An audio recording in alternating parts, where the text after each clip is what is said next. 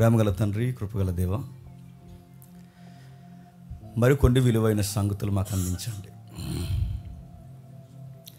క్రైస్తవ ఆధ్యాత్మిక జీవితంలో మింగుడు పడని సంగతులు ఉన్నాయి. వాటిని మేము విశ్లేషణ చేయబోతున్నాం. మాతో మాట్లాడండి తండ్రి. ఎవరికీ లేని ధన్యత, పనికిరాని మాకు అనుగ్రహించారు. మాతో మాట్లాడుతున్నారు. అందుని బట్టి మీకు స్తుతులు తండ్రి.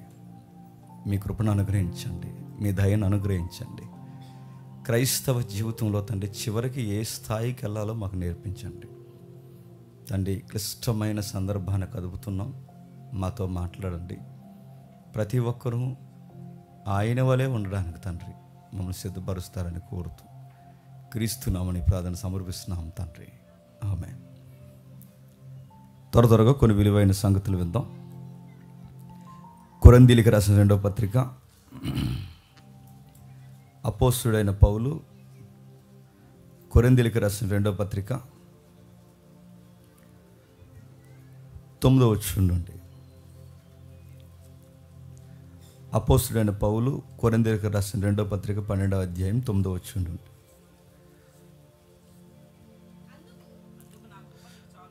అందుకు నా కృప నీకు చాలును, బలహీనత యందు నా శక్తి పరిపూర్ణమగుచున్నదని ఆయన నాతో చెప్పెను. కాగా క్రీస్తు శక్తి నా మీద నిలిచియుండు నిమిత్తము విశేషముగా నా బలహీనతల యందే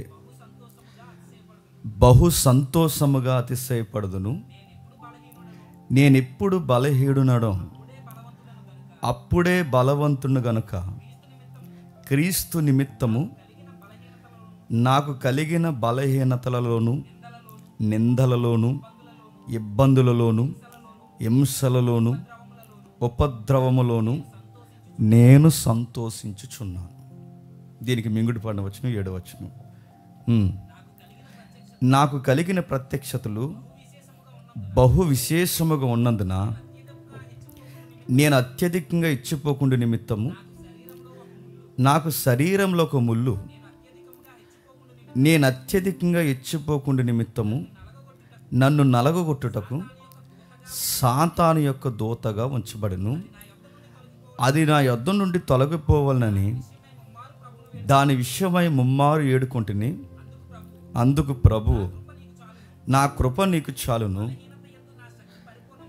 బలహీనత యందు నా శక్తి పరిపూర్ణమగుచున్నదని ఆయన నాతో చెప్పెను. కాగా క్రీస్తు శక్తి నా మీద నిలిచియుండు నిమిత్తము విశేషముగా నా బలహీనత యందే బహు సంతోషముగా అతిశయపడుదును. ఆగుతాం. ఈ వచనాల పరంపర మనం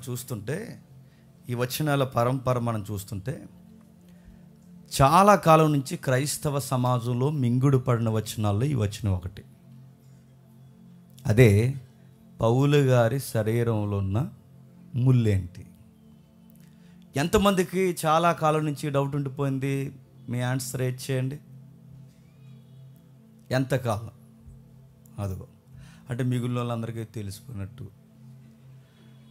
అంటే ఆ సందర్భమే చదవలేదన్నమాట మీ వ్యవహారానికి. చాలామందికి బైబిల్తో కుస్తీ పడుతున్న వాళ్ళకి ఈ రిఫరెన్స్ ఏవైతే ఉన్నావో కొంచెం విచిత్రంగా ఉంటాయి, కొంచెం విడ్డూరంగా ఉంటాయి. ఆ పౌలు గారి శరీరంలో ఉన్న ముళ్ళని డీల్ చేయలేకే చాలామంది ఏమన్నారంటే పౌలు గారిలో కూడా పాపం ఉందన్నారు. ఇక పౌలు గారిలోనే పాపం ఉందంటే ఇంకేముందండి?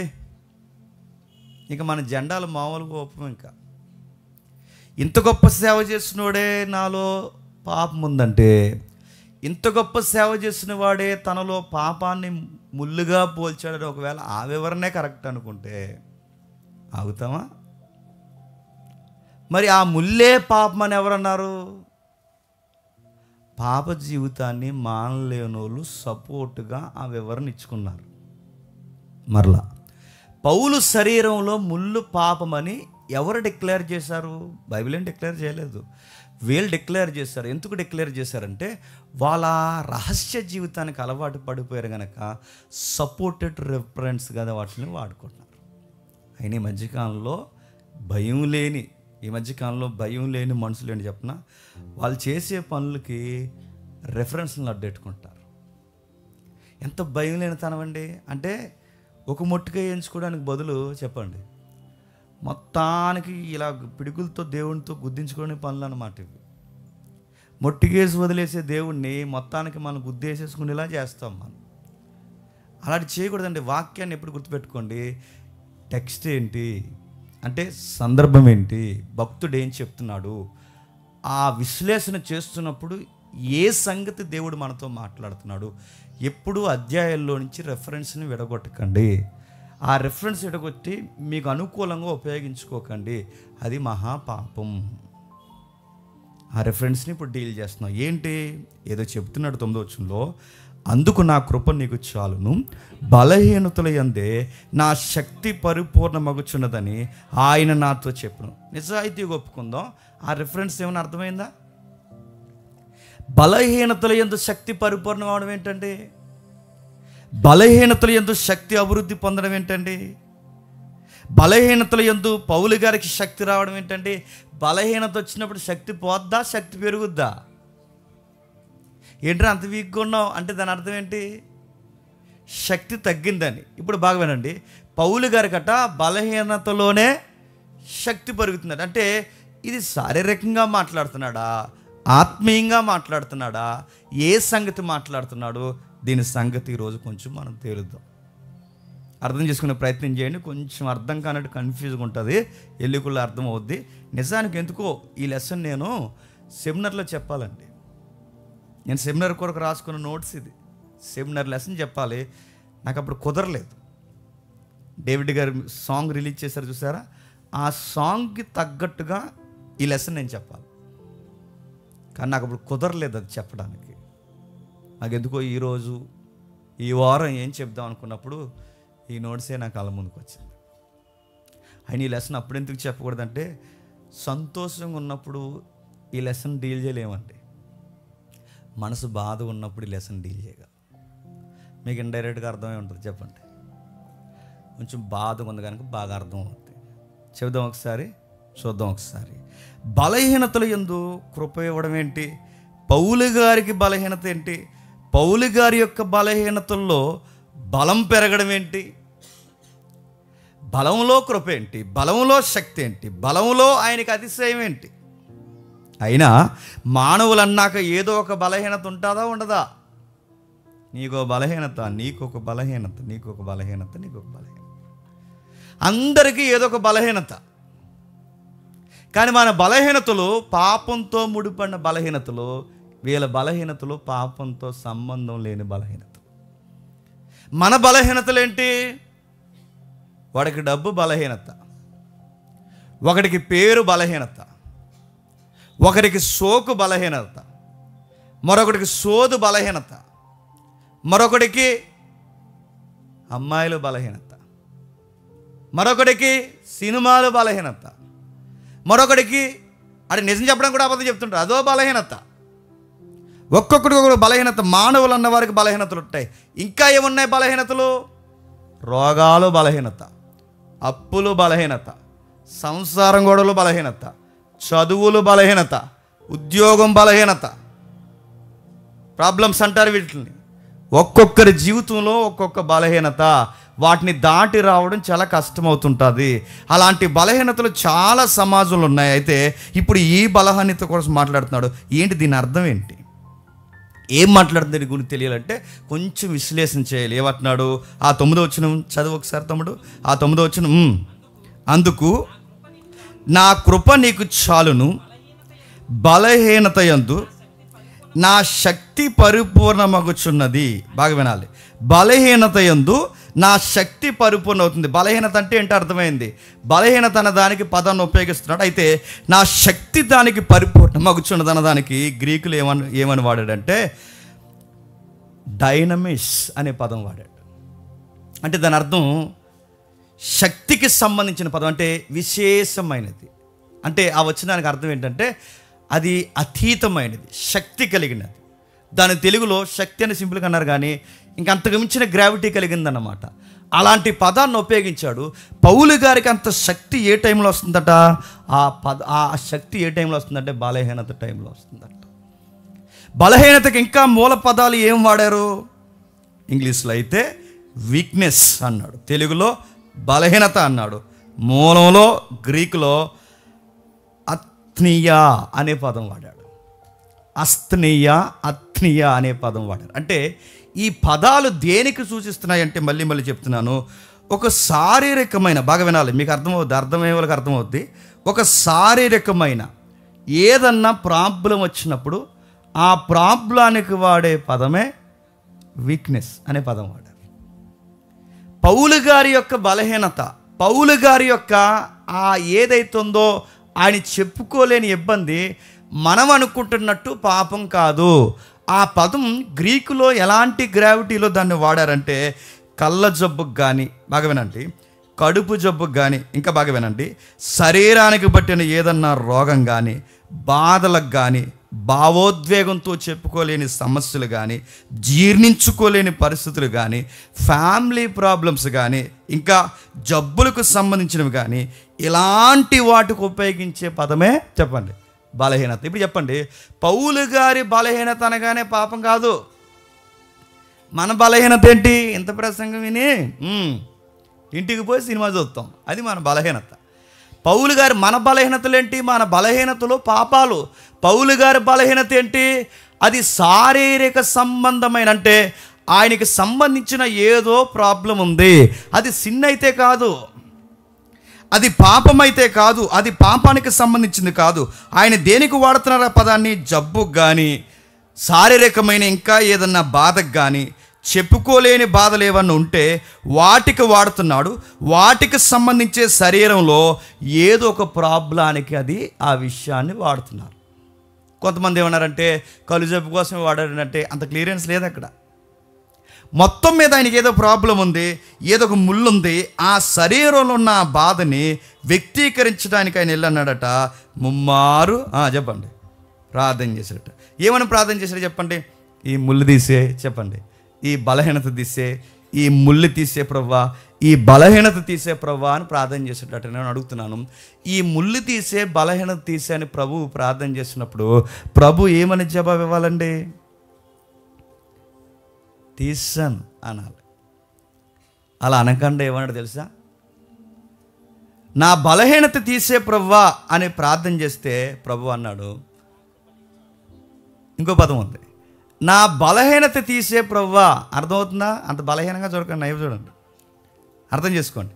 నా బలహీనత తీసే ప్రభు అన్నప్పుడు ప్రభు ఏమనాలి? ఎస్ మై సన్, నీ బలహీనత నేను తీసేస్తున్నాను అన్నారు.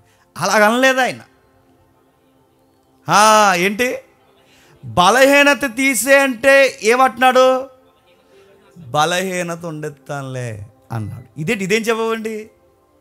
బలహీనత తీసామని ప్రార్థన చేస్తే దానికి వచ్చిన జవాబు ఏంటట?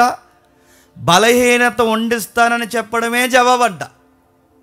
అర్థమైతే ధన్యత. బలహీనత తీసే ప్రవ్వా, నాకున్న ఇబ్బంది తీసే ప్రవ్వా, నా రోగం తీసే ప్రవ్వా, నా కళ్ళ జబ్బు తీసే ప్రవ్వా, నేను చెప్పుకోలేని శ్రమ తీసే ప్రవ్వా, నా బాధాకరమైన విషయం తీసే ప్రభు అంటే, నా బాధను తీసే ప్రభు అంటే ప్రభు అన్నాడట. జవాబు ఇస్తున్నాను పౌలు. ఆ జవాబు ఏంటంటే, ఆ జవాబు బాధే జవాబు అన్నాడు. ఇదే విచిత్రమైన జవాబు అండి. నేను మళ్ళీ అడుగుతానండి, ఈరోజు మీకు ఈ సబ్జెక్ట్ అర్థమైతే నేను చెప్తున్నాను, ఆత్మీయంగా ఒక మెట్టు ఎదుగుతారు. ఈ సబ్జెక్ట్ మీకు అర్థం కాకపోతే ఆల్రెడీ 4 మెట్లు కింద ఉన్నారు, గుర్తుపెట్టుకోండి. ఇది అర్థం కావాలి. ఒక సున్నితమైన సందర్భం ఇది. ఏం బలహీనత? ఈ బలహీనత తీసే ప్రభు అంటే ఆ బలహీనత అలానే ఉంచు. ఆ బలహీనత ఉంటేనే నా శక్తి, చెప్పండి, పరిపూర్ణం అవుతుంది. బలహీనత, బలహీనత, ముళ్ళు, బలహీనత, ముళ్ళు, బలహీనత, ఇదే కదండి పదాలు. మళ్ళీ డౌట్ వచ్చేస్తుంది, ఏంటని ఆ బలహీనత ఏంటి చెప్పు అన్న డౌట్ మనకు వస్తుంది. ఆ బలహీనత అంటే ఏంటో తెలియాలంటే ఇప్పుడు గుర్తుపెట్టుకోండి, ఒక వచనాన్ని డీల్ చేయాలంటే మొత్తం అధ్యాయాన్ని విశ్లేషణ చేయాలి. ఆ చేసినప్పుడు మనకు అర్థమవుద్ది ఏం చెప్తున్నాడు కొంచెం జాగ్రత్తగా చూద్దాం. 21వ వచనం రండి, 11వ అధ్యాయం, కొంచెం జాగ్రత్తగా వినండి. 21వ అధ్యాయం, క్షమించండి, 11వ అధ్యాయం 21వ వచనం నుండి. మేము బలహీనులమై ఉన్నట్టు అవమానముగా మాట్లాడుచున్నాము. ఏ విషయమందును ఎవడైనను ధైర్యము కలిగి ఉన్నాడో ఆ విషయమందు నేను కూడా ధైర్యం కలిగిన వాడిని. పౌలు గారికి బాధల్లో ఒక బాధ ఏంటి చెప్పనా? ఈ మాట ఎవరిని అనకూడదండి. పౌలు గారికి బాధల్లో ఒక బాధ ఏంటి చెప్పనా? కొరింథీ సంఘంలో ఒక మూక తయారై అన్నారట, ఈయన అపోస్తలుడు ఏంటండి అన్నారంట. ఈయన కూడా స్పీకరే, ఈయన సువార్త చెప్పేస్తున్నాడా? పౌలు గారిని చూడండి, ఏ స్పీకరు భరించలేని ఏంటి చెప్పనా? నువ్వు స్పీకర్ కాదండమే, అది పెద్ద ప్రాబ్లం. నా గొడవలు జరుగుతున్నప్పుడు ఆ గొడవ ఇంకా రచ్చ అయిపోవడానికి కారణం ఏంటో తెలుసా? నువ్వు ఒక సేవకుడివా అన్నారు. నన్ను తట్టుకోలేకపోయినా మాటకి.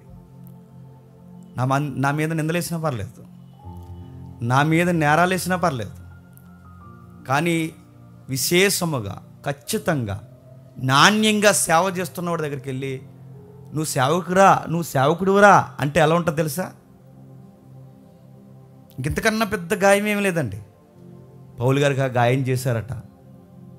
ఈయన అపోస్తలుడు ఏంటండి, ఈయన సువార్తికుడు ఏంటండి, లెటర్స్ ఏదో కొంచెం బాగా రాస్తాడేమో కానీ మనిషి మాత్రం అంత చెప్పుకోదగ్గ మనిషి ఏమీ కాదన్నారంట. ఆ టైంలో బాధపడుతూ లెటర్ రాస్తున్నాడు. ఎవరికి? సంఘానికి. ఎవరైతే నన్ను డౌన్ చేస్తున్నారో, ఎవరైతే నన్ను బలహీనంగా మాట్లాడుతున్నారో, ఎవరైతే నన్ను అవమానించాలనుకుంటున్నారో, నేను చెప్తున్నాను, మేము బలహీనులమై ఉన్నట్టు అవమానముగా మాట్లాడుతున్నాం. ఎస్, అవును, మేము బలహీనులమే, మీరు బలవంతులు. మేము పనికిమానోళ్ళమే, మీరు పనికి వచ్చేవాళ్ళు. మేము చేతగానోళ్ళమే, మీరు సత్క్రియలు చేసేవాళ్ళు. మేము పాపాత్ములమే, మీరు మంచోళ్ళు. మేము దుర్మార్గులమే, మీరే గొప్పోళ్ళు. అంటే ఏమంటున్నాడండి? ఆ పత్రిక మీకు చదువుతుంటే 12వ అధ్యాయం 11వ అధ్యాయం చదువుతుంటే మీకు పౌలు గారు మీకు ఏమర్థమవుతుందో తెలియదు, కానీ ఆ 2 అధ్యాయాలు రాస్తున్నప్పుడు ఖచ్చితంగానే కళ్ళు తడుసుంటాయో తడుసుండవో చెప్పండి. ఏ సేవకుడు ఎప్పుడు చెప్పుకోకూడదు ఏంటో చెప్పనా? నేను సేవకుడిని ప్రూవ్ చేసుకోవడం ఏంటండి? బాధపడుతున్నాడు, చెప్పుకుంటున్నాడు, ఇండైరెక్ట్గా మాట్లాడుతున్నాడు. అవును, మేము బలహీనులమే, దౌర్భాగ్యులమే, అవమానకరమైన వ్యక్తులమే, మా అవమానాలు మాట్లాడతాను కొంచెం వినండి అంటున్నాడు. మేము బలహీనులమే, మా బలహీనతలు మాట్లాడతాం కొంచెం వినండి. మేము మా సేవకులు, మేము మంచోళ్ళం కాదు, మేము ఎవరం గొప్పోళ్ళం కాదు, మీరు గొప్పోలే, మేము గొప్పోళ్ళం కాదు, నేను మాట్లాడుతున్నాను వినండి అన్నాడు. మొదలెట్టాడు ఆయన బలహీనతలు. అవి ఏమనగా, నేను మాట కింద చెప్తున్నాడు, ఏ విషయమందు ఎవడును ధైర్యము కలిగి ఉన్నాడో ఆ విషయమందు నేను కూడా ధైర్యం కలిగి ఉన్నాను. నువ్వేదో ధైర్యం అనుకుంటున్నావుగా, ఏ దేవుడో సేవ ధైర్యం అనుకుంటున్నావుగా, ఆ సేవయే, ఆ ధైర్యము నాకు కూడా ఉందని మాత్రం అవమానిస్తున్న నువ్వు మాత్రం మర్చిపోకు. ఏ విషయమందు అయితే పాయింట్అవుట్ చేస్తున్నారో ఆ విషయమందు నేనే కూడా ఉన్నానని మర్చిపోకు. కిందికి అంటున్నాడు, అవివేకముగా మాట్లాడుతున్నాను సుమా. ఏమంటున్నాడండి? దాని అర్థం ఏంటండి? బాధపడుతున్నాడు. ఏమంటున్నా తెలుసు? అవును, అవివేకం మాట్లాడుతున్నాను. మీరు చాలా తెలివైన వాళ్ళు, మాకే మాట్లాడతాం రాదు, అవివేకంగా మాట్లాడుచున్నాను సుమా. వారు ఎబ్రీలా, నేను ఎబ్రీయుడినే. వారు ఇశ్రాయేలీలా, నేను ఇశ్రాయేలుడినే. వారు అబ్రహాము సంతానమా, నేను అట్టివాడినే. వారి క్రీస్తు పరిచారకులా, ఎర్రివాని వలె మాట్లాడుచున్నాను. నేను మరి ఎక్కువగా క్రీస్తు పరిచారకుడిని, మరి విశేషముగా ప్రయాసపడితిని. మొదలెట్టాడు చూడండి, ఏమంటున్నాడు చూడండి, మరి విశేషముగా ప్రయాసపడితిని, అనేక పర్యాయములు శరసాలలో ఉంటిని, అపరిమితముగా దెబ్బలు తింటిని, అనేక మార్లు ప్రాణాపాయ స్థితిలో ఉంటిని, యూదుల చేత 5 మార్లు ఒక్కడు తక్కువ 40 దెబ్బలు తింటిని, ముమ్మారు బెత్తములతో కొట్టబడితిని, ఒకసారి రాళ్లతో కొట్టబడితిని, ముమ్మారు వాడపలిగిలి శ్రమ పడితిని, ఒక రాత్రి పగలు సముద్రములో గడిపి తిని, అనేక పర్యాయములు ప్రయాణములలో, నదుల వలనైన ఆపదలలో, దొంగల వలనైన ఆపదలలో, నా స్వజనులైన ఆపదలలో, అన్యజనులైన ఆపదలలో, పట్నముల ఆపదలలో, అరణ్యము ఆపదలలో, సముద్రం వలన వచ్చిన ఆపదలలో, కపట సహోదరుల వల్ల వచ్చిన ఆపదలలో ఉంటిని, ప్రయాసపడితిని, కష్టముతో, తరచుగా జాగరముతో, ఆకలి దప్పులతో, తరచుగా ఉపవాసములతో, దిగంబరత్వంతో ఉంటిని. ఇంకా చెప్పవలసినవి ఉన్నవి. ఇవియు కాక సంఘములన్నిటి గూర్చి చింత నాకు కలుగుచున్నది, దినదినము నాకు కలుగుచున్నది. ఎవడైనను బలహీనుడా, నేనును బలహీనుని కాడా? ఎవడైనను తొట్టుబడేనా, నాకు మంట కలగదా? అతిశయపడవలసి ఉంటే నా బలహీనతల యందే విశేషమైన సంగతులను గూర్చి అతిశయపడుతున్న. అర్థమయ్యే వాళ్ళకి ఎప్పటికి అర్థమైపోయి ఉంటుందండి. పట్టుకునేవాడు ఎప్పటికి పట్టేసుకుంటాడు. ఇప్పుడు చెప్పండి, పౌలు గారి బలహీనతలు ఏంటో చెప్పనా? టయానికి ఆయనకి భోజనం లేదు, సేవలో గుర్తుపెట్టుకోండి. టైంకి నిద్ర లేదు, ఆయన గుర్తుపెట్టుకోండి. సొంతోలు అన్నవారే ఆయన గుర్తుపెట్టుకోండి. స్వజనులు అన్న పదం ఉందిగా, సొంత యూదులు ఆయన్ని చాలా ఇబ్బందికి గురి చేశారు, గుర్తుపెట్టుకోండి. కపట సహోదరులు చాలా బాధ పెట్టారు, గుర్తుపెట్టుకోండి. సముద్రాల వల్ల ఇబ్బందులు ఉన్నాయి, గుర్తుపెట్టుకోండి. నదుల వల్ల ఇబ్బందులు ఉన్నాయి, గుర్తుపెట్టుకోండి. అంటే బలహీనతలు అనగానే ఇప్పుడు పౌలు గారి యొక్క మైండ్ డిక్షనరీలో బలహీనతలు అంటే ఏంటి చెప్పాలి? ఆయన పడే శ్రమలే చెప్పండి బలహీనతలుగా చెప్పుకుంటున్నాడు. ఇదిగో నా బలహీనతల యందు విశేషముగా చెప్పుకుంటాను, నేను గొప్పగా ఫీల్ అవుతాను.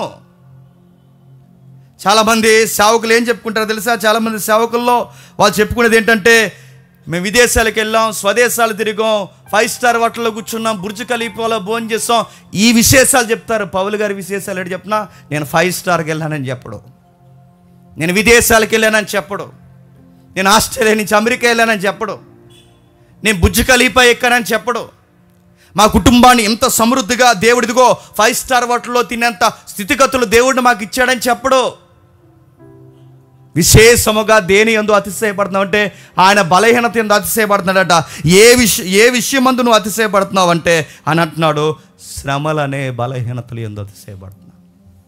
ఇదిగో సార్, ఆ లోస్త్రాలో వాక్యం చెప్తున్నప్పుడు పెద్ద రాళ్ళు ఇచ్చి కొట్టారు సార్. ఈ మచ్చ అదే సార్. ఇటువైపుకి సువార్తకి వెళ్తున్నప్పుడు చాలా దారుణంగా అవమానించి బెత్తాలతో కొట్టారు సార్. ఈ మచ్చలన్నీ అవే సార్. ఇటువైపు సువార్త చేస్తున్నప్పుడు కొన్నిసార్లు సార్ కుక్కని ఎలాగ ఈడుస్తారో కొట్టాలో ఈడ్చినప్పుడు రోడ్డుకి ఇదంతా కొట్టుకుపోయింది సార్. ఆయన ఒక మాట చెప్తాను సార్, ఈ దెబ్బలు, ఈ మచ్చలు మీకు ఏమనిపిస్తుందో తెలియదు కానీ ఈ మచ్చలు చూసినప్పుడల్లా, ఈ దెబ్బలు చూసినప్పుడల్లా, ఈ సేవలో నాకు వచ్చిన ఈ శ్రమలు, ఈ గాయాలు చూసినప్పుడల్లా పౌలు అంటున్నాడట, అదో రకమైన ఫీల్ ఉంటుంది సార్ అంటున్నాడు. ఆనందం ఉంటుంది సార్. సార్ నేను చెప్తున్నాను సార్, నా బలహీనతలు యందు నేను గొప్ప చెప్పుకొని ఫీల్ అవుతాను సార్. నా క్రీస్తు కొరకు నుదుటి మీద రాయిచ్చి కొట్టించుకుని చెప్పుకుంటాను సార్. నా క్రీస్తు కొరకు నా ఈపుని కొరడాలతో కొట్టించుకున్నాను సార్. నేను చాలాసార్లు మెసేజ్లో చెప్పిన మాట మీకు చెప్తున్నాను. అవి మామూలు కొరడా దెబ్బలు కాదు, ఘోరమైన కొరడా దెబ్బలు, ఎముకలతో సీరియస్ కొరడా దెబ్బలు. మీరు కావాలంటే చరిత్రకారులు ఫ్యాషన్ ఆఫ్ ద క్రైస్ట్లో చాలా తక్కువ జీవించారండి. ఆ కొట్టే దెబ్బలకి చర్మం ఊడిపోద్ది, చర్మం అంతా ఊడిపోద్ది. అందుకే పౌలు గారు పత్రికల్లో, సువార్తలలో యెషయా గ్రంథం నోట్ చేస్తున్నప్పుడు ఏమంటారు తెలుసా? ఆయనకు సొగసైనను స్వరూపమైన లేదు. అంటే ఆ కొరడాలతో కొడితే ఎలా ఉంటుంది చెప్పిన? రక్తము, బాగా వినండి, శరీరము రక్తపు ముద్దగా అయిపోద్దట. అలాంటి కొరడాలతో కొట్టేసారట. దాన్ని కూడా ఎలా చెప్పుకుంటున్నారు తెలుసా? దేవుని కోసం సార్. ఆ ఎముకలు ఉన్న కొరడాలతో కొట్టేసినప్పుడు, ఈ పంతలు వేసిపోతున్నప్పుడు అదో రకమైన ఫీల్ ఉంటుంది సార్ అన్నాడు. మళ్ళీ చెప్తున్నా, ఈ పేజ్ అందరికీ అర్థమవుదండి, ఈ 12వ అధ్యాయం అందరికీ అర్థమవుదండి. మన ప్రార్థనలు ఎలాంటివో తెలుసా? మన ప్రార్థనలు ఎలాంటివంటే చిన్న చిన్న విషయాలకు ప్రార్థన చేస్తాం, చిన్న చిన్న విషయాలకు నలిగిపోతాం, చిన్న చిన్న శ్రమలకి, డబ్బులకి, అప్పులకి, ఇబ్బందులకి, కుటుంబ సమస్యలకి ఇవి ఇబ్బంది పడతాం. నేను అనుకుంటున్నానండి, ఈ స్థాయికి ఎప్పుడు ఎదుగుతామో దేవుని కోసం మాటలు పడి, దేవుని కోసం దెబ్బలు తిని, దేవుని కోసం శ్రమపడి, దేవుని కోసం ఇబ్బందులు పడి, దేవుని కోసం ఆ శ్రమలను అతిశయంగా చెప్పుకునే రోజుకి ఏ రోజుకి వస్తామో పౌలు గారు చెప్పుకుంటున్నారు. ఆయన విచిత్రంగా అంటున్నాడు, అతిశయిస్తాను నేను. ఏముంది నీలో, నీ జీవితంలో చెప్పుకోవడానికంటే? చెప్పుకోవడానికి ఏం లేదు కనుక సార్, సేవలో చాలా నలిగిపోయాను సార్, అది చెప్పుకుంటాను సార్ గొప్పగా అంటాడట. చాలా నలిగిపోయాను సార్, చాలా ఇబ్బందులు పడ్డాను సార్, చాలా సమస్యలు పడ్డాను సార్, నలిగిపోయి ఉన్నాను సార్. ఈ బలహీనతలే, ఈ సమస్యలే, ఈ ఇబ్బందులే, ఈ యొక్క చెప్పుకోలేని ఈ కన్నీళ్ళే, ఈ విశేషముగా నేను నలిగిపోతున్న ఈ శ్రమలు అంతే అతిశయంగా చెప్పుకుంటున్నాను. ఆయన అప్పుడప్పుడు ప్రార్థన చేశాడట, ప్రభు ఇంకా చాలు, ఈ బలహీనతలు ఏమన్నుంటే తీసే అంటే అన్నాడట. అలా ఉంచు, ఆ టైంలో నువ్వు నాకు బాగా నచ్చుతున్నావు అన్నాడట. ఆయన అదో రకం, అలా ఉంచు. ఆ టైంలో నీ ప్రేయర్ ఎక్కడి నుంచి రావట్లేదు, చెప్పండి, ఎక్కడి నుంచి వస్తుంది పౌలు? ఆ టైంలో నీ పదాలు నోట్లోంచి రావట్లేదు పౌలు, నీ పదాలు గుండె లోతుల్లోంచి వస్తున్నాయి. పౌలు, నువ్వు నలిగిపోతున్నప్పుడు నువ్వు నాకు ప్రార్థించే విధానం భలే ఉంటుందయ్యా అన్నాడట. పౌలు, నువ్వు నా కోసం నలిగిపోతున్నప్పుడు, నా కోసం ఇబ్బంది పడుతున్నప్పుడు నువ్వు చేసే సేవ ఉంటుంది చూసారా, నీకు కసి వస్తుంది, అదో రకమైన కసి. ఆ కసి నాకు భలే అనిపిస్తుంది పౌలు అన్నాడట. అందుకే నీలో నాకు ఆ ఫ్లేవర్ నచ్చింది, దాన్ని అలానే ఉంచు, తీయమని మాత్రం చెప్పు, ఆడకూడదు. తీస్తే ఏమవుద్ది? పౌలు గారు, నేనేం మాట అంటున్నాను ఏమనుకోకండి, పౌలు గారు అందరూ అపార్థం చేసుకోకపోయినా కొందరైనా అర్థం చేసుకుంటారు. 12 మంది అపోస్తులు ఒకవైపు ఉంటే ఈ మనిషి ఒక్కడు ఒకవైపు ఉన్నాడంటే మీకు ఏమర్థమవుతుందండి? మామూలు ఫిగర్ కాదన్నమాట ఆ ఫిగరు. 12 మంది ఒకవైపు సేవ చేస్తుంటే ఈ ఒక్కడు ఒకవైపు ఉండి నిలబడ్డాడంటే మామూలుడా? పైగా ఈయనకున్న విశేషాలు మామూలువి కాదు.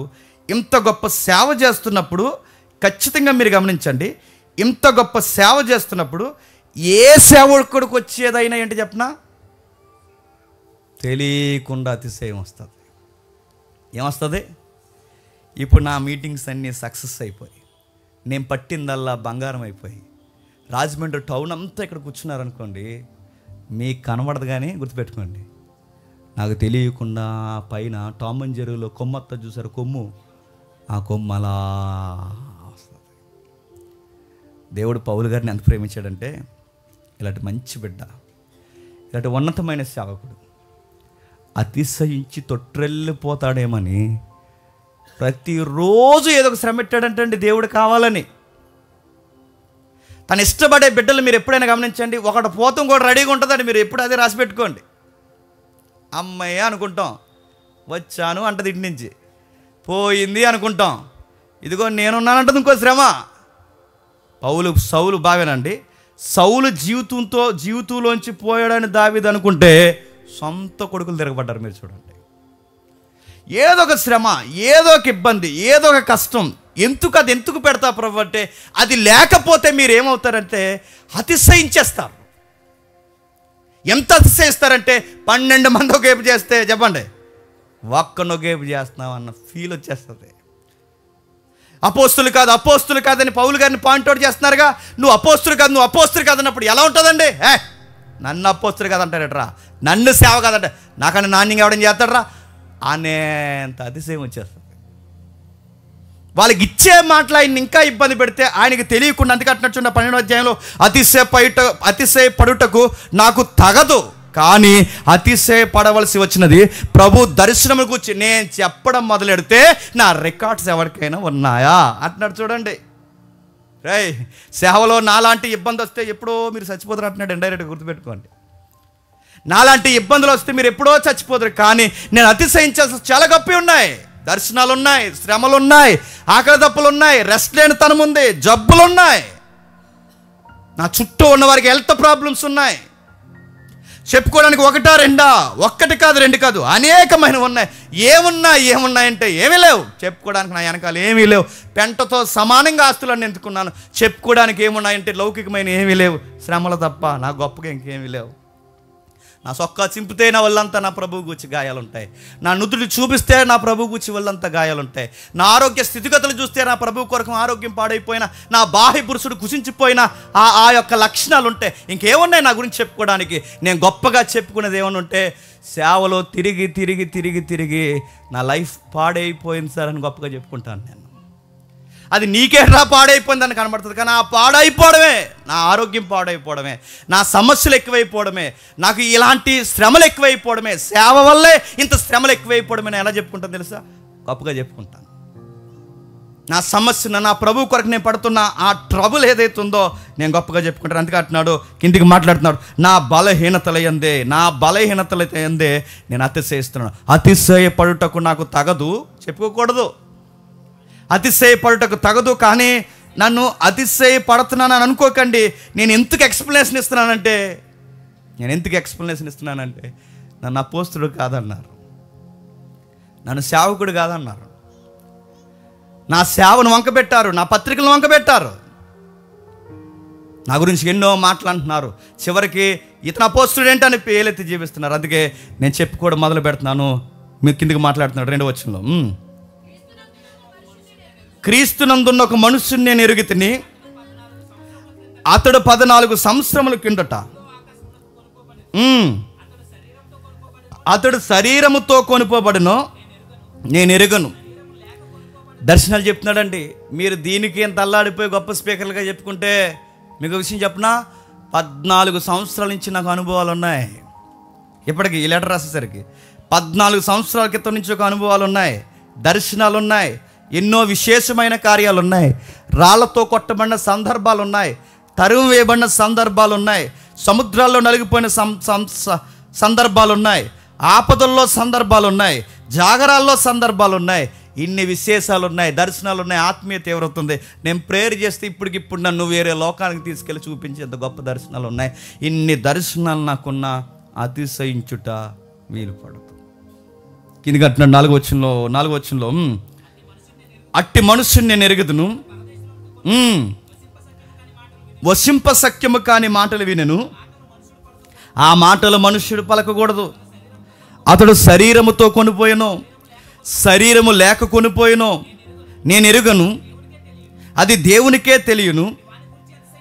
అట్టి వాటిని గూర్చి అతిశయింతును, నా విషయమైతే నా బలహీనతలు యందే గాక మరి ఏ విధముగా అతిశయింపును. దర్శనాలు గురించి చెప్పుకుంటే అతిశయిస్తున్నాను, కానీ ఇంకా చెప్పుకోవడానికి నేను దేనికి తెగింపును. నువ్వేం అతిశయిస్తావా పౌలు అంటే, నా బలహీనతలు యందే అతిశయిస్తాను. ఏం బలహీనతలు అంటే ఇంకా మీకు క్లియరెన్స్ వస్తుంది చూడండి.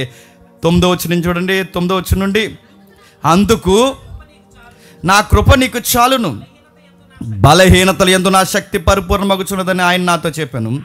కాగా క్రీస్తు నా మీద నిలిచియుండు నిమిత్తము విశేషముగా బలహీనతలు యందే బహుగా సంతోషపడుతూ అసింతును.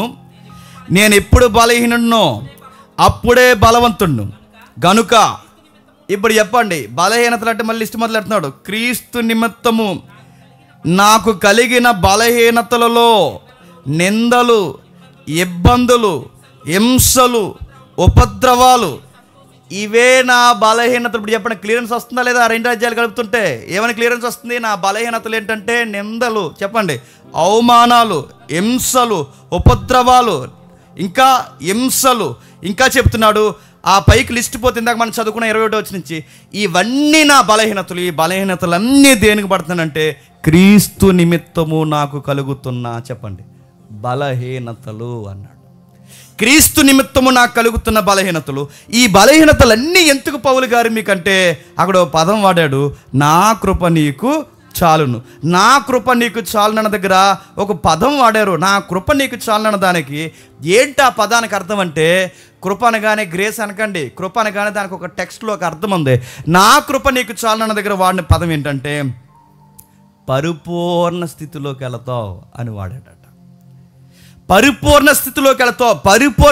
నా శక్తి నీకు ఎందుకు ఇస్తున్నానంటే నువ్వు పరిపూర్ణ స్థితిలోకి వెళతావు. పరిపూర్ణ స్థితిలోకి అంటే, పరిపూర్ణ స్థితిలోకి వెళ్ళాలంటే నువ్వు ఎలాగే సేవను బట్టి అతిశయిస్తే, నువ్వు ఎలాగే విశేషమైన అద్భుతాలు, దర్శనాల కొరకు అతిశయిస్తే, నీకు దర్శనాలు ఉన్నాయి, నువ్వు స్వస్థతలు చేస్తున్నావు, నువ్వు ఎక్కడికైనా అనేక మంది మారిపోతున్నారు, వీటి గురించి నువ్వు అతిశయంతో మొదలు పెడితే ఆ అతిశయం నేనేం చేస్తుంది?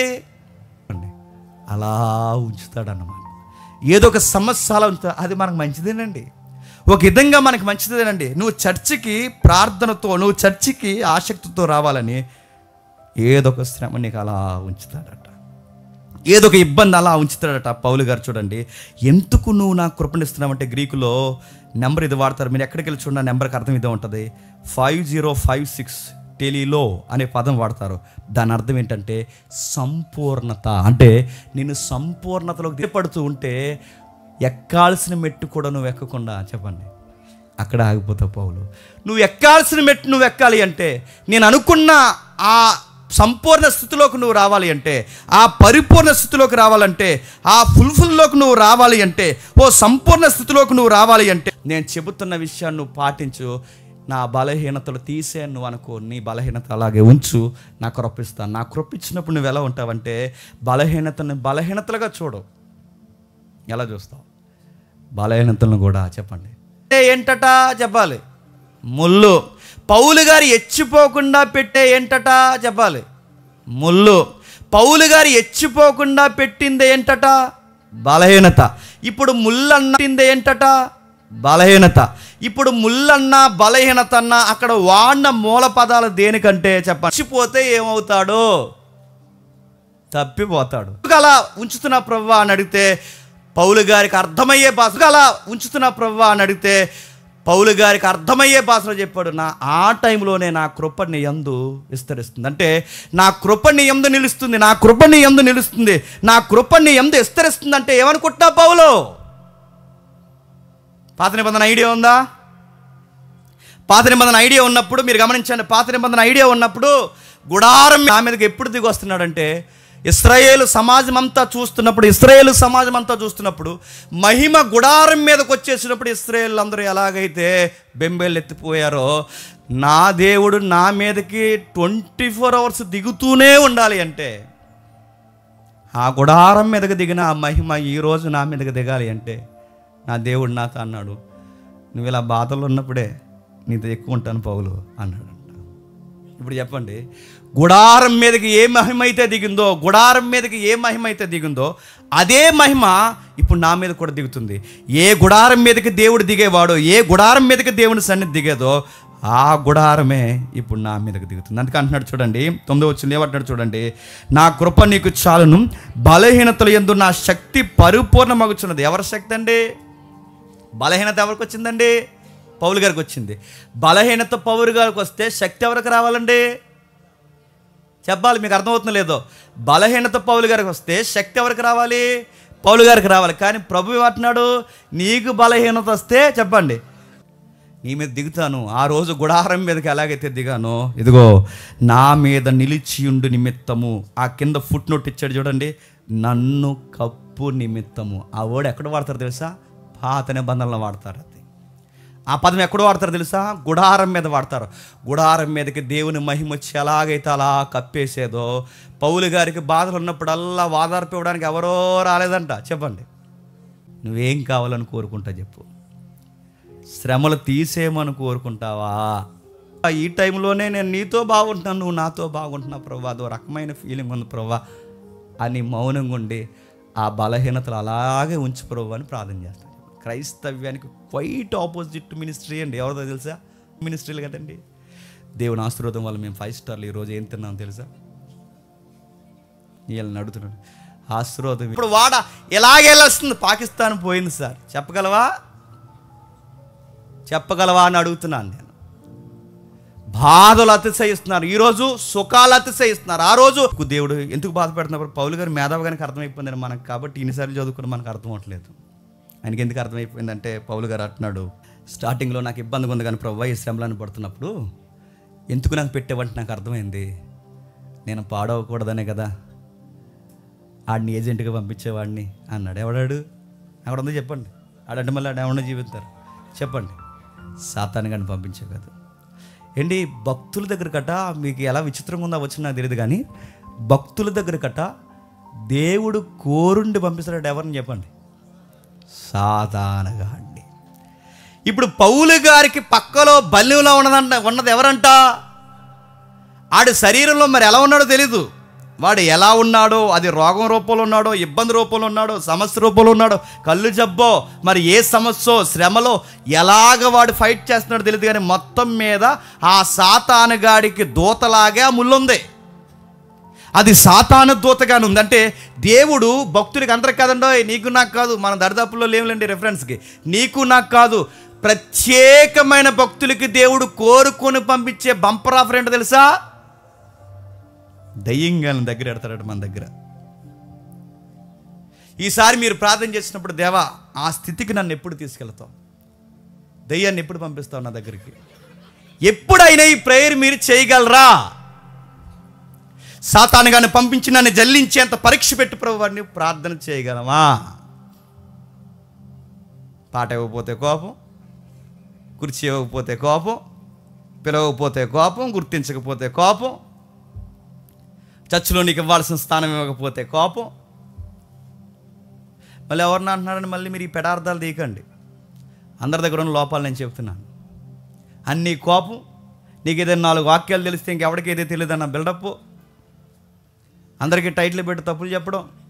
ఈ మధ్యకాలంలో ఫ్యాసినేట్ చెప్పిన, ఈ పాస్టర్ చెప్పే వాక్యాన్ని ఆ పాస్టర్ తప్పు అంటాడు. ఇదో రకమైన అతిశయం అండి. తమ్ముడు మన మెసేజ్ చెప్పాడు, నా ముందు మెసేజ్ చెప్పి తమ్ముడు వెళ్ళిపోయాడు. ఒక సీనియర్ పాస్టర్ గారు ఉన్నారు అక్కడ, పెద్ద ఆయన, తండ్రి సమ్మానులు. ఆయన అనుభవాన్ని బట్టి ఏం చేయాలండి, బాబు ఇలా చెప్పాడు, ఇది విషయం అని చెప్పి సమర్థించి పంపించాలి. సురేష్ మెసేజ్లు తప్పులు పట్టడం మొదలెట్టాడు ఆయన. నెక్స్ట్ మెసేజ్ నాదేలండి, ఆయన అధ్యక్ష చేస్తున్నాడు. సురేష్ మెసేజ్లు తప్పులు పడుతున్నాడు. ఆడు ఫ్లోలో ఒక మాట అన్నాడు, ఏమన్నాడంటే, ఒక వృద్ధుడు యేసు ప్రభు దగ్గర నిలబడ్డాడు. ఆడు లెక్క క్యాలిక్యులేషన్ చేసి చెప్పాడు. ఆ వర్డ్ ఆయన కనబడక ఆయన ఏమంటున్నాడంటే వృద్ధుడు ఉందా, అనుభవాలు లేని ప్రసంగాలు ఇవన్నాడు. లేసి గట్టిగా ఇద్దాం అనుకున్నాను, కానీ వీళ్ళకి ఇలా కాదు, వీళ్ళ అనుభవాలు, వీళ్ళ వాక్యాలు వీళ్ళకి ఏమీ తెలియదని వీళ్ళకి అర్థం అవ్వాలి అంటే వీళ్ళు ఎక్స్పెక్ట్ చేయని గట్టి వాక్యం చెప్పాలని వాళ్ళు ఊహించని చెప్పేనండి. ఆ రోజు నేను తిట్టాను అనుకోండి గుర్తుండిపోతాను, అన్నాను అనుకోండి గుర్తుండిపోతాను. ఆ రోజు ఏంటి చెప్పినా, ఊరి ఇది కూడా మనకి తెలదరు, ఈ 40 సంవత్సరాలు అనిపించాలి వాళ్ళకి. ఆ రోజు చెప్పిన తర్వాత పాయింట్అవుట్ చేసిన వాళ్ళు ఆ రోజు ఏమైపోయారు చెప్పినా, అవే నోరులతో మళ్ళీ చెప్పండి. ఇప్పుడు వాళ్ళ సీనియారిటీ మమ్మల్ని ఎలా చూసింది, పిల్ల బచ్చాల్లా చూసింది. వాళ్ళ సేవా జీవితం మమ్మల్ని ఎలా చూసింది, మాకు శాతగానంలా చూసింది.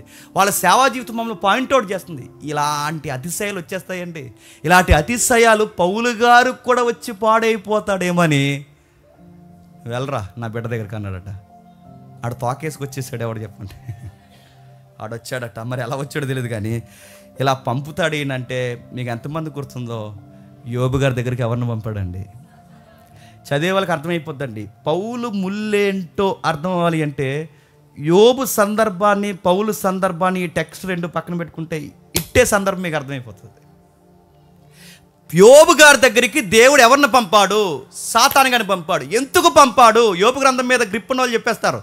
ఎందుకు పంపాడు? యోబు జీవితంలోకి కొడుకులు చచ్చిపోయే చావెందుకు పంపాడు, కూతురు చచ్చిపోయే చావెందుకు పంపాడు, దాసులు చచ్చిపోయే చావెందుకు పంపాడు, ఆయన ఆస్తులన్నీ పోయే శ్రమలు ఎందుకు పంపాడు, చివరికి తన ఆరోగ్యం పోయే శ్రమలు ఎందుకు పంపాడు, సాతాను కానీ దీని వెనకాల ఎందుకు పంపాడు చెప్పిన యోబు గ్రంథం యొక్క నేరేటివ్ అంతా అర్థమైతే మీకు ఒక విషయం అర్థమవుద్ది. యోబు గారు గమనించండి, యోబు గారు తన స్నేహితులకి ఆన్సర్ చెప్పడం మొదలెట్టాడు. అంటే అప్పటి వరకు భక్తిగా ఉన్నాడు, అప్పటి వరకు భక్తిగా ఉన్నవాడు సడన్గా ఎలా పాడయ్యాడు? పాడవుతారని ఎవరికి తెలుసు? సొంత స్నేహితులు వచ్చి ఏమన్నారు? వాదాచడానికి బదులు వీళ్ళు ఏమన్నారట, ఏదో చేసి ఉంటావులే, ఏదో జరిగి ఉంటుందిలే, లేకపోతే నీకు రోగం రావడం ఏంటి, లేకపోతే మీ పిల్లలు చచ్చిపోవడం ఏంటి. నేను అడుగుతున్నాను, ఈ స్నేహితులు వచ్చి బాగా గుర్తుపెట్టండి, మనం ఎప్పుడు పాడైపోతాం చెప్పనా? మన ఎదుటోళ్ళు క్వశ్చన్స్కి ఎప్పుడైతే ఆన్సర్ చెబుతామో, చెప్పండి, ఆ గ్రాప్ వరకు యోబు గారు బాగుంటారండి. తన ఫ్రెండ్స్కి ఎప్పుడైతే ఆన్సర్ చెప్పాడో, చెప్పండి, డిస్టర్బెన్స్ స్టార్ట్ అవుతుంది, సమస్య స్టార్ట్ అవుతుందంటే పౌలు గారిలో యోబు గారిలో ఎవరికీ కనబడని, యోబు గారిలో ఎవరికీ తెలియని, యోబు గారిలో ఎవరో పట్టుకోలేని నీతి వెనకాల దాక్కున్న ఒక తెలియని తత్వం ఉంది. యోబు గారు కూడా ఒక ఫీలింగ్ ఉంది. ఏమని చెప్పనా, నేను చాలా నీతిమంతున్న ఫీలింగ్ ఉందంటే ఎవరికి? ఇది కూడా దేవునికి చెప్పండి నచ్చదు. ఇప్పుడు అది కూడా తీసేయాలి, ఆ అతిశయం కూడా తీసేయాలి. నేను నీతిమంతున్ననే అతిశయం కూడా యోబు జీవితంలో తీసేయాలి అంటే యోబు గారి జీవితంలోకి ఏం రావాలి చెప్పండి? చెప్పండి. శ్రమలు రావాలి, బాధలు రావాలి, ఇబ్బందులు రావాలి, సమస్యలు రావాలి, చావులు రావాలి, రోగాలు రావాలి, ఇవన్నీ రావాలి. ఇవన్నీ వచ్చిన తర్వాత దేవుడు రావాలి. అప్పుడు వచ్చి అంటాడు, లేచి నిలబడి నిన్ను అడుగు కట్టుకో అంటాడు. క్వశ్చన్ అడుగుతాను చెప్పు. పెద్ద బాధలకు అడిగేసరికి మీ ఫ్రెండ్స్ అందరికి ఆన్సర్ చెప్తుండు, నేను ప్రూవ్ చేసుకోవాలనుకుంటున్నావా? వాళ్ళ బోర్డు క్వశ్చన్స్కి ఆన్సర్ చెప్పదు, కానీ నేను స్టాండర్డ్ జీకే క్వశ్చన్స్ అడుగుతాను, ఆన్సర్ చెప్పు అన్నాడు. ఏం అడుగుతావు ప్రభు అంటే, బాధపడుతున్నావా? కచ్చిపి తీసుకో అనలేదు. క్వశ్చన్స్ అడుగుతాను, ఆన్సర్ చెప్పు అన్నాడు. డిఫరెంట్గా ఉంటాడండి ఈ బైబిల్ దేవుడు. ఆ దేవుడు వచ్చి అన్నాడు, ఏమన్నాడు తెలుసా? మాట్లాడుతూ ఇలా అన్నాడు, నేను క్వశ్చన్ అడుగుతున్నాను, బాగా ఏడుస్తున్నావు, చాలా ఇబ్బంది పడుతున్నావు, సరే లే ఆడపిల్లలాగా ఏడుస్తావు, లేచి నడుము కట్టుకో, నిలబడి నీకు చెప్తున్నాను, భూమి ఎప్పుడు పుట్టింది చెప్పు అన్నాడు. బాధపడేవాడు ఇంటికి వెళ్ళి, సర్లే బ్రదర్ ఇంక జరిగితే ఇంక చిప్ తీసుకో, బాధపడకంటే బాగుంది, నువ్వు ఉన్నాం కదా, ఎందుకు అలాగా వస్తాయి బాధలు అంటే బాగుంది. అలా అనకుండా ఇంటికి వెళ్ళి, వెళ్ళరా ఆడు కూర్చో, భూమి ఎప్పుడు పుట్టింది చెప్పు అన్నాం అనుకోండి, ఏమంటాడండి ఆడు మనల్ని? ఇలా చూస్తాడు అని ఎడుతాడు, తమ్ముడు నక్షత్రాలు ఎప్పుడు పుట్టాయి చెప్పు, మళ్ళీ చూస్తే ఏంటి ఎలా మాట్లాడుతున్నాడండి. అదే సముద్రాలు ఎప్పుడు పుట్టాయి, భూమికి పునాది ఎప్పుడు వేసి చెప్పాను, కానీ ఆడికి ఎలా ఉంటుందండి? దేవుడు డీల్ చేసే విధానం ఎలా ఉంటుంది చెప్పనా? బాధపడేవారిని బాధపడకండు, మీరు కూడా అనకండి. బాధపడే దగ్గరికి వెళ్ళి ఏడకరాను తెగేడిచేస్తాడు. ఏడ్చేవారి దగ్గరికి వెళ్ళి ఏడకరాను, అది రైట్ డీలింగ్ కాదండి. ఏడ్చేవాడి దగ్గరికి వెళ్ళి పిక్చర్ చూపించాలి ఆడికి. ఈ విషయం చెప్తున్నాను, భూమి ఎంత, నక్షత్రం ఎంత, విశ్వం ఎంత, చీకటి ఎప్పుడు పుట్టింది, వెలుగు ఎప్పుడు పుట్టింది, ఈ రోజు ఎప్పుడు పుట్టింది, వీటి వెనకాల స్థితిగతులు ఎప్పుడు పుట్టాయి, ఎంత పెద్ద వ్యవస్థను నడిపిస్తున్నాను నేను.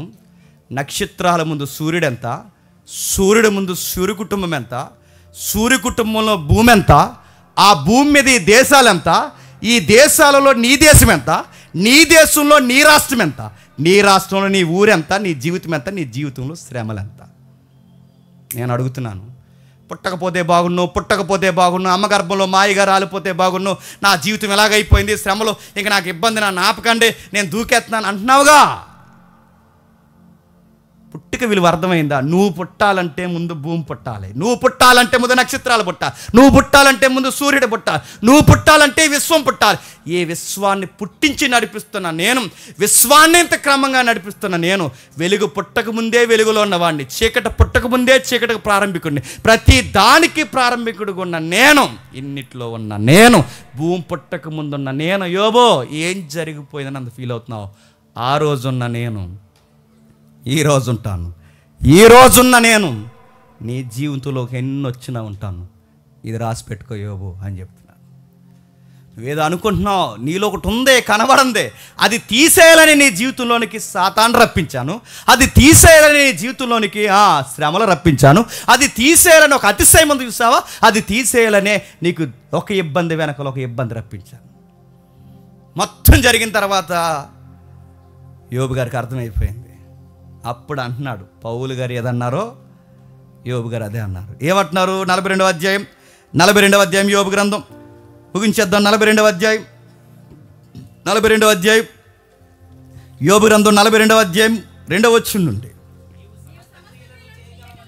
నీవు సమస్త క్రియలను చేయగలవనియు, నీ ఉద్దేశించినది ఏదియు నిష్ఫలము కానేరదనియు నేనిప్పుడు తెలుసుకోండి, మరి ముందు తెలుసుకోలేదు. ఇప్పుడు నాకు అర్థమవుతుంది. ఎప్పుడు అర్థమవుతుంది? నా బిడ్డలు చనిపోయినప్పుడు, నా కొడుకులు చనిపోయినప్పుడు, నా ఆస్తులు పోయినప్పుడు, నా జీవితం చిందరవరందరూ అయిపోయినప్పుడు, నా ఆరోగ్యం అంతా పోయినప్పుడు, నా శ్రమలన్నీ ఎక్కువైపోయినప్పుడు, సాతానుగాడు నన్ను జల్లించేసినప్పుడు ఇప్పుడు అర్థమవుతుంది. ప్రభువా, నీతిమంతుడిని అనుకున్నాను, నీ ఎదుట నేను చెప్పండి నీతిమంతుడిని కాదు, నీ ఎదుట నేను అంత చెప్పుకోదగ్గవాడిని కాదు, నీ ఎదుట నేను అంత చెప్పుకునేంత స్థాయి నాకు లేదు. ఇప్పుడు నాకు అర్థమవుతుంది, అవివేకిని వలె మాట్లాడుతుని, గాడి తప్పి మాట్లాడుతుని, పద్ధతి లేకుండా మాట్లాడుతుని. ఇప్పుడు నాకు అర్థమవుతుంది, నేను పాపాత్ముడిని. దేవుడు ఎన్ని శ్రమలు మనకు అనుమతిస్తాడంటే చచ్చిపోయే వరకు ఏదో ఒక శ్రమ ఉంటానే ఉంటుందండి. అదే నన్ను క్రైస్తవ జీవితం అంటే. నువ్వు అమ్మయ్యా ఇంకా మధ్య కూడా కదలట్లేదండి, నువ్వు తేడా భక్తిలో ఉన్న గుర్తుపెట్టుకో. ఏదో ఒక శ్రమ ఉంటుందండి, ఏదో ఒక ఇబ్బంది ఉంటుందండి. కొంచెం బాగున్నాం అనుకుంటాం, ఏదో వచ్చి మీద పడిపోతుంది. ఇలా ఉంటేనే మనం ఎలా ఉంటే చెప్పనా, కరెక్ట్గా ఉంటాం, అతిశయించకుండా ఉంటాం. పౌలు గారికి అర్థమైపోయింది, యోబు గారికి ఎలా అర్థమైపోయిందో పౌలు గారికి కూడా అర్థమైపోయి అంటున్నాడు. పౌలు గారు అంటున్నారు ఆ 12వ అధ్యాయం 9వ వచనంలో, ప్రభు 12వ అధ్యాయం 2 కొరింథీ పత్రిక 12వ అధ్యాయం 9-10 వచనాలా, అందుకు నా కృప నీకు చాలును, బలహీనత యందు నా శక్తి పరిపూర్ణమగుచున్నది అని నాతో చెప్పెను. కాగా క్రీస్తు శక్తి నా మీద నిలిచియుండు నిమిత్తము విశేషముగా నా బలహీనతల యందే బహు సంతోషముగా అతిశయపడుచున్నాను. నేను ఎప్పుడు బలహీనుడనో, నాకెప్పుడు బాధలు వస్తాయో, నాకెప్పుడు ఇబ్బందులు వస్తాయో, నాకెప్పుడు సమస్యలు వస్తాయో, నాకెప్పుడు ఈ సాతానుగా నన్ను ఇబ్బంది పెడతాడో, నన్ను ఇబ్బందికరమైన పరిస్థితుల్లోకి నడిపిస్తాడో, అప్పుడే నేను చాలా బలవంగా ఉంటున్నాను, చాలా సంతోషంగా ఉంటున్నాను, అప్పుడే నా భక్తిలో బాగుంటున్నాను, అప్పుడే నేను దేవుని ఎదుట మనుషుల ఎదుట ఎచ్చిపోకుండా ఉంటున్నాను. ఎందుకంటే నేను చేసిన సేవ మామూలు సేవ కాదు, విశేషమైన సేవ చేశాను. చెప్పుకోవడం మొదలెడితే గొప్ప ఘనకార్యాలు ఉన్నాయి. ఇలా చెప్పుకుంటూ పోతే దేవుడు కనబడ్డు. పౌలని నేను కనబడతాను, నేను కనబడకూడదు, నా దేవుడు కనబడాలి అంటే నా జీవితంలో శ్రమలు ఎప్పుడు ఉండాలి, నా జీవితంలో బాధలు ఎప్పుడు ఉండాలి. ఆ బాధల్లో ప్రభు నా దగ్గర ఉండాలి. బాధలు ఉన్నప్పుడు ప్రభు కిరీటం వలె, మేఘము వలె, మేఘం మీద నుంచి దిగిన మహిమ వలె ఎప్పుడు నా చేయి పట్టుకుని ఉండాలి.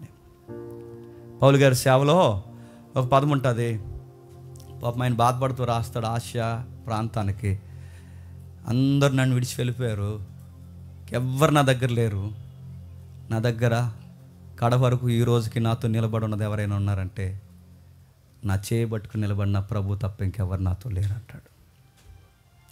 తెలిసి రాసాం తెలియక రాసాం కానీ మన పాటలో మొదట్లైన అదేనండి, మనుషులు ఎప్పుడు నీతో నిలవరు. ఉంటారనుకోకు, చేస్తారనుకోకు, కుటుంబము ఇవి రకరకాల విషయాలు తెలియదు. పౌలు గారి జీవితంలోనే చివరికి ఎవరు లేరంట. ఆయన అంటున్నారు ఎవ్వరు లేరు. మీరు ఇంటికి వెళ్ళిన తర్వాత చదవండి, పౌలు గారు చనిపోతున్నప్పుడు జతకి ఎవరైనా చనిపోరు అనుకుంటున్నారా? ఆయన చనిపోతున్నప్పుడు జతకి ఎవరైనా చనిపోరు అనుకుంటున్నారా? ఆయన చనిపోతున్నప్పుడు ఒక్కడే చనిపోయాడు, ఒంటరిగా చనిపోయాడు. నేను అడుగుతున్నానండి, మరణం కూడా అలా కళ్ళ ముందుకి క్రీస్తు నిమిత్తం వచ్చేస్తున్నప్పుడు మరణాన్ని కూడా సంతోషంగా ఎప్పుడు చూడగలమో తెలుసా? మరణాన్ని కూడా ఎప్పుడు ఆనందంగా చూడగలమో తెలుసా? బలహీనతలు యందు శక్తి పొందుకున్నప్పుడు చూడగలం. మరణాన్ని కూడా ఎంజాయ్ చేస్తాడు ఎవడైనంటే పౌలు అంటాడు, నా ప్రభువు పడిన ఆ మరణ బలహీనతలు ఎట్టువో చూడాలని నాకు చాలా ఆశ ఉంది, వాటి మార్గాల గుండా నడిచిపోవాలని చాలా ఆశ ఉంది, మరణాన్ని కూడా సంతోషంగా స్వీకరించాలని ఆశ ఉంది. పౌలు అపోస్తులు మరణాన్ని కూడా సంతోషంగా ఎలా స్వీకరించగలిగారంటే వాళ్ళ బలహీనంగా ఉన్నప్పుడే ప్రభు శక్తిని బలంగా చెప్పండి అనుభవించారు. వాళ్ళ చేతులు కట్టేసినప్పుడే చాలా బలవంతులుగా ఉన్నారు. అందుకే ఆ కొరింథీ పత్రిక 4వ అధ్యాయం రాస్తే ఏమంటాడో చక్కగా కంగారు లేకుండా చదవని ముగించేద్దాం. 4వ అధ్యాయం 17వ వచనం నుండి, 4వ అధ్యాయం 15వ వచనం నుండి, మేము దృశ్యమైన వాటిని చూడక అదృశ్యమైన వాటిని నిదానించి చూచుచున్నాము గనుక క్షణమాత్రముండు మా సులకని శ్రమ మా కొరకు అంతకంతకు ఎక్కువగా యాలయనగా దృశ్యమైనవి అనిత్యములు, అదృశ్యమైనవి నిత్యములు. ఏం మాట్లాడుతున్నాడండి? ఆయన మాట్లాడుతున్న భాష ఎలా ఉందో చూడండి. ఆయన పడిన శ్రమలన్నీ ఎలాంటివంట? క్షణంలో పోయే చెప్పుకోదగ్గ అంత విశేషాలు కానీ సులకన వంటివి. నేను అడుగుతున్నాను, ఆయన పడిన శ్రమలే సులకనగా చూస్తే మరి మన శ్రమలు ఏమనాలండి? వాళ్ళ పడిన శ్రమలే సులకనైతే మన శ్రమలు నథింగ్, ఇంకేమి లేదు చెప్పుకోవడానికి, మనకు అంత సీన్ లేదు చెప్పుకోవడానికి. వాళ్ళ శ్రమలే సులకనైతే ఇంక మనకి పెద్ద చెప్పుకునే విషయాలా? లేదండి ఈ మధ్యకాలంలో ఇలా ఇంక చెప్పక, ఇంకా ఆయన ముందు చూడు, ఆయన చేసినవే అని అన్నాడు, ఇంకా నాకేమీ లేదు, నేను చెప్పుకోదగ్గవేమీ లేవని ఆయన అంటే ఇక మనకే ఉంది చెప్పుకోవడానికి. చెప్పండి, అది 4:9 ఏమంటున్నాడు చూడండి. 4:9 తరమబడుచున్నను దిక్కులేని వారము కాము, పడద్రోయబడినను నశించు వారము కాము, యేసు యొక్క జీవము మా శరీరమందు ప్రత్యక్షపరచబడుటకై యేసు యొక్క మరణ అనుభవం మా శరీరమందు ఎల్లప్పుడూ వహించుకొని పోవచ్చున్నాము. అనగా యేసు యొక్క జీవము కూడా మర్త్య శరీరమందు ప్రత్యక్షపరచబడినట్లు సజీవులమైన మేము ఎల్లప్పుడూ మీ నిమిత్తము మరణమునకు అప్పగించుచున్నాము. మరణాన్ని కూడా ఎవడానికి గొప్పగా చెప్పుకుంటాడండి? ఎవడ చెప్పుకోడండి? ఇలాంటి సెపరేట్ కేసుల్లోనే ఇలాంటి భక్తులు తప్ప ఇంకెవడ చెప్పుకోడండి. బ్రదర్ ఇంకొక 2 రోజుల్లో చచ్చిపోతాం బ్రదర్ నవ్వుతూ చెప్తున్నాను కానీ అడిగి ఎలా ఉంటుందండి? ఎందుకు చెప్పేస్తున్నారు సార్ అంటే సేవ కోసమే చంపేస్తున్నారు బ్రదర్, ఇంకా ఇసుకుపోయాను చచ్చిపోతాను నాకు అర్థమైంది అన్నప్పుడు ఎలా ఉంటుందండి? చావును కూడా సంతోషంగా చెప్పుకునే స్థాయి ఎవరికి వస్తుందంటే ఆత్మీయంగా ఒక మెట్టి ఎక్కినోడికి వస్తుందండి, అందరికి రాదండి. నీకు 2 మోసం అయితేనే కంగారు అయిపోతున్నావు అంటే నీ ఆత్మీయ జీవితం ఎలా ఉందో నీకు అర్థం అవ్వాలి. నీకు చిన్న చలిజ్వరం వస్తే నువ్వు చాలా కంగారు అయిపోతున్నావు అంటే నీ ఆత్మీయ జీవితం ఎలా ఉందో నీకు అర్థం అవ్వాలి. నీ జీవితం గుర్తుపెట్టుకో, నీ ఆత్మీయ జీవితం ఎంత ధైర్యం కూడా తెలుసా? చావా రానే దాన్ని కూడా నేను ఎంజాయ్ చేస్తా. ఐసీలోకి తీసుకెళ్తారా? తీసుకెళ్ళనే దాన్ని కూడా ఎంజాయ్ చేస్తా. రోడ్డు మీద పడతానా? పన్నే దాన్ని కూడా ఎంజాయ్ చేస్తా. చావును కూడా స్వాగతిస్తా. ఎందుకు చెప్పనా? ఓ మరణమారా నువ్వు వచ్చి నన్ను ఏం చేస్తావు? వచ్చాయి నేను త్వరగా ఈ శరీరమును విడిచి నా క్రీస్తుతో ఉండాలని విశేష ఆశ కలిగిన వాడే జీవిస్తున్నాను. మనం ఏ శ్రమలు ఉంటాయి చెప్పనా? వస్తారు, కొంచెం ప్రార్థనలో పెట్టండి పాస్టర్ గారు అంటారు. ఏమైందమ్మా అంటే వడ్డీకి అప్పిచ్చామండి, ఆ ఎదవి ఇవ్వట్లేదు. పోనీ వడ్డీ ఇవ్వకపోతే పోయాడండి, అసలైన ఇచ్చేలా కొంచెం ప్రార్థన చేయండి. అది కదమ్మా అంటే అది అసలు అంటే కొంచెం ఆ పావల వడ్డీ అని ఇచ్చేలా నేను అడుగుతున్నాను. ఏంటి నీ వడ్డీ కోసం అంట చెప్పండి. మేము ప్రార్థన చేయాలంటే ఆ వడ్డీని ఏమనుకుంటారు చెప్పనా? అదో పెద్ద శ్రమ అనుకుంటారండి. ఆ శ్రమ సేవ నిమిత్తం వచ్చిందా? ఆ శ్రమ నీ లేనిపోని నీ సంతోషాలకు పోయి నువ్వు అప్పులు చేసుకుంటే వచ్చిందా చెప్పు? ఇది సేవ నిమిత్తం వచ్చిన శ్రమ కాదు. మీరు శ్రమలు చెక్ చేసుకోండి. సేవ వల్ల వచ్చే శ్రమలు ఏంటో నీకు తెలియాలి, నీ స్వయంకృత అపరాధాల వల్ల వచ్చిన శ్రమ ఏంటో నీకు తెలియాలి. నీ స్వయంకృత అపరాధాల వల్ల నీకు శ్రమ వస్తే నీకు అతిశయం ఉండదు. అదే సేవ నిమిత్తం, ప్రభువు నిమిత్తం, సహవాస నిమిత్తం నీకు శ్రమ వస్తే ఆ శ్రమ నీకు ఎలా ఉంటుందో తెలుసా? ఎక్కడో తెలియని సంతోషం. అందుకే అంటున్నాడు మా అల్టిమేట్ గోల్, మా చివరి ఆశ. ఇక చివరిగా పౌలు గారు మీరు ఏం కోరుకుంటున్నారని అడిగితే పౌలు గారు అంటున్నారు, ఈ టైంలో సార్ నదులు అయిపోయినాయి, సముద్రాలు అయిపోయినాయి, ఆపదలు అయిపోయినాయి, సహోదరులు అయిపోయారు, బంధువులు అయిపోయారు, అన్నీ అయిపోయాయి సార్. ఇంకొకటి ఉండిపోయింది సార్ లాస్ట్లో. ఇక అన్నీ అయిపోయింది సార్, ఇంకా లాస్ట్లో ఒకటి ఉండిపోయింది సార్. ఏంటి సార్ అని అడిగితే ప్రభులాగే చచ్చిపోతే బాగుంది సార్, అదొక్కటి జరిగిపోతే నా జీవితం చెప్పండి సంపూర్ణం అయిపోతుంది. ఎవడన్నా కోరుకుంటాడంటే ఇలాంటి ప్రార్థనలో. అందుకే అంటున్నాను, ఇది ఎవరు ఎదుగుతారంటే ఆత్మీయంగా ఒక మెట్టి ఎదగాలని ఎవడైతే అనుకుంటాడో వాడికే విషయాలు అర్థమవుతాయండి. ఎంత గొప్ప సేవ చేసినా, ఎంత విశేషమైన సేవ చేసినా, నిజమైన సేవకుని యొక్క ప్రార్థన, చివరి ప్రార్థన కూడా ఎలా ఉంటుందో తెలుసా? ప్రభువా మాకు చెప్పుకోవడానికి ఏమీ లేదు, మేము అతిశయించడానికి ఏమీ లేదు, మా అతిశయించింది ఏదైనా ఉందంటే ఉచితంగా మాకు ఇచ్చిన కృప ఉందే, ఆ కృపను బట్టే మేము అతిశయిస్తాం. నీ సేవ చేసామే, ఆ సేవను బట్టి అతిశయిస్తాం. మా గురించి చచ్చిపోయే ముందు కూడా మేము చెప్పుకోవాలనుకుంటే ఏముంది ప్రభువా, మేము పాపులం తప్ప ఇంకేం లేదు ప్రభువా. ఈ వీడియో చూడండి మీకు ఏడుపు వస్తుంది. ప్రపంచమంతా దద్దరలు కొట్టిన సేవకుడు అండి. సౌండ్ పెట్టు ఒకసారి ఆప్ చేయండి. ప్రపంచమంతా గొప్ప సేవ చేసినాడు, ప్రపంచమంతా గొప్ప సేవ చేసినాడు. ఆయన మీటింగ్ పెడితే ఫుట్బాల్ స్టేడియం నిండిపోయింది. అమెరికా గవర్నమెంట్ సేక్ అయిపోయింది. గవర్నమెంట్లన్నీ అండర్ ఒకే లైన్లోకి వచ్చేసినాయి. ఎంతో గొప్ప సేవ చేసి లక్షల మందిని సంపాదించినాడు, అనేక మంది మిషనరీలను తయారు చేసినాడు. ఇక వారంలో చచ్చిపోతున్నాడు అన్నప్పుడు చివరి ఇంటర్వ్యూలో ఏమన్నా తెలుసా? ఆ ముగింపు ప్రార్థన చేస్తాడు. ఎంత గొప్ప సేవ చేసినాడు. సేవ కోసం కానీ ఏమి చెప్పండి, ఏమంటాడంటే మై లార్డ్, మై సేవియర్, నేను పాపిని, నా పాపాలు క్షమించి నన్ను చేర్చుకొని ప్రార్థన చేస్తాడు. ఇలా ఆ టోన్ చూస్తే మనకి ఏమనిపించాలండి? ఒకసారి వీడియో చూడండి, భలే అనిపిస్తుంది. And because of the hope we have in Jesus, we can all be in heaven someday forever. But first, there must be a decision here and now in this life. I'm going to ask you to pray this prayer. Dear Heavenly Father, I know that I'm a sinner, and I ask for your forgiveness. I believe you've died for my sins and rose from the dead. I turn from my sins. I repent of my sins. I invite you to come into my heart and life. I want to trust and follow you as my Lord and Savior. In Jesus' name, amen. ప్రార్థన చేశాడు, 2-3 రోజులు చచ్చిపోయాడు. ఇంత సేవ చేస్తున్నాడు, ఎంత గొప్ప సేవ చేస్తున్నాడు. చివరిలో కూడా ఏమనుకుంటున్నాడు తెలుసా? నేను పాపని. 4 రోజులు మందిరానికి వచ్చిన వాళ్ళు మనం ఏం చేస్తాం చెప్పనా? అందరినీ పాపులు అంటూ తిరుగుతాం. మనం ఇంత విశేషమైన సేవ చేసిన వాళ్ళు ఏమన్నా తెలుసా? చచ్చిపోయే ముందు రోజు కూడా నేను ఫాలో అయ్యాం, నేను వెంబడించాం.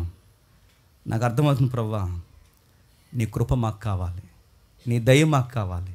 మేము పాపాత్మం, నువ్వు మమ్మల్ని స్వీకరించకపోతే, ఆదరించకపోతే మేమేమైపోతాం? మమ్మల్ని రక్షించేది ఇదేది కాదు ప్రభువా.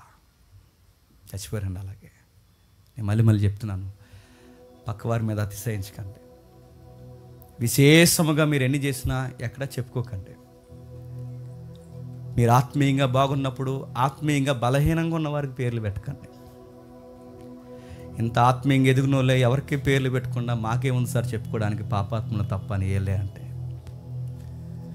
4 మీటింగులకి 4 వాక్యాలకి ఎందుకు తమ్ముడు చెప్పాడుగా, 4 ప్రార్థనలకి 4 పాటలకి ఒక సీనియర్టీ వచ్చేసరికి మనం అందరం పేర్లు పెడతామంటే మీరు గమనించండి. మెట్టు ఎక్కుతున్నావా చెప్పండి, మెట్టు దిగుతున్నావా? సరే, మనకన్నా బలహీనంగానే ఉన్నారు, ఆదరిద్దాం. మనకన్నా బలహీనతలో ఉన్నారు, ఆత్మీయంగా అనుకున్నారు, లేవనెత్తుదాం. అంతేగాని ఆ స్త్రీని బయటికి తీసుకొచ్చి అందరూ రాళ్ళు వేసుకుంటున్నట్టు అలా చేయొచ్చా? అందుకే చెప్తున్నాను, అతిశయిద్దాం. శ్రమల యందు అతిశయిద్దాం, బాధల యందు అతిశయిద్దాం, సేవ యందు అతిశయిద్దాం. ఆత్మను సంపాదించే విషయంలో ప్రభువా ఈ పాపను వాడుకుంటున్నామని అతిశయిద్దాం. దుర్మార్గులైన మమ్మల్ని నీ సన్నిధిలో ఇంకా కూర్చోబెడుతున్నందుకు విలుము అని అతిశయిద్దాం. ఏది అతిశయించినా శ్రమల యందే అతిశయిద్దాం. ఇది తీసే ప్రభు నేం అడగండి. ఇది ఉండడం నీ చిత్తమైతే నీ చిత్తమే సిద్ధించుగాక అని ప్రార్థించండి. ఇప్పుడు చెప్పండి, పౌలు గారి ముళ్ళేంటి?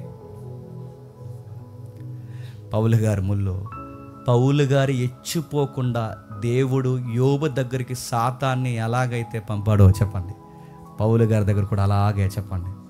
ఏదో సాతాను దూతను పంపాడు. దానికి వాడిన పదాలు శారీరకమైన బాధలేనంట. అదేంటో మనకు తెలియదు. అది కళ్ళు జబ్బా, కడుపు జబ్బా, ఇంకా ఏదైనా ప్రాబ్లమా, ఏమేమి సమస్యలున్నా మనకైతే తెలియదు. కానీ ఒకటైతే నేర్చుకున్నాడు, ఈ శ్రమల్లో ఈ శ్రమ సాతాను దూతలా ఉంది. ఇది ఉన్నప్పుడల్లా నాకు బాధ కలుగుతుంది, తీసేమని అడుగుతున్నాను. కానీ తప్పదు ప్రభువా, అది ఉండడమే నీ చిత్తమైతే నీ చిత్తమే సిద్ధించుగాక. ఈటి అందే నేను అతిశయిస్తాను. అర్థమైన వారు ధన్యులు, అర్థం కాకపోతే మీ ఆత్మలకు మీరే